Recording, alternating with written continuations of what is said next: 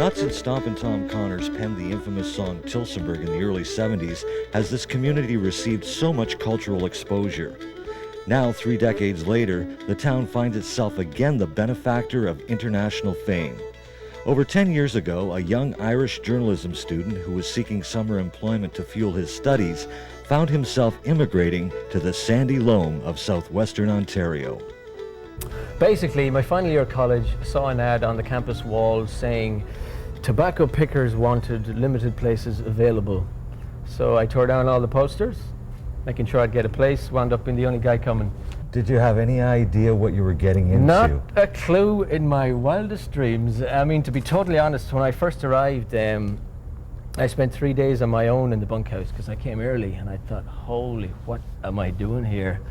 And then the bunkhouse filled up with guys from Sudbury, a guy from France, and it went from being sort of very quiet to total chaos in about half an hour, and it was great. I loved it. Malachy returned to the tobacco fields summer after summer, recruiting other Irish friends to tag along. It was during his second or third harvest that sparked an idea. You know, you're in a hot, claustrophobic bunkhouse for 6-7 weeks with all these guys, all this testosterone, all these attitudes, feelings, flare-ups, whatever. And I remember thinking, this would be a great set for a play. That play opened last year at the Focus Theatre in Dublin, Ireland, and won accolades from audiences and critics alike.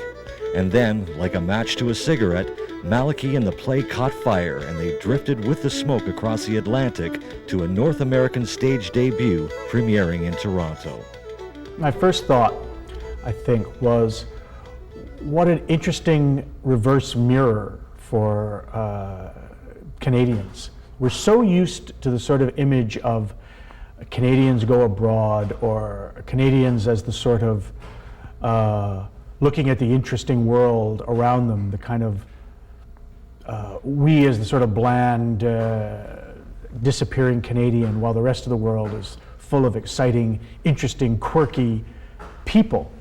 And Malachy has this vision. I mean, these 2 Irish boys that arrive in Tillsonburg, they are sort of, you know, just kind of regular guys looking for a summer job, and they meet this handful of Canadians. Every single one of them is like whack, crazy. It's amazing, you know. We're the most interesting people in the play.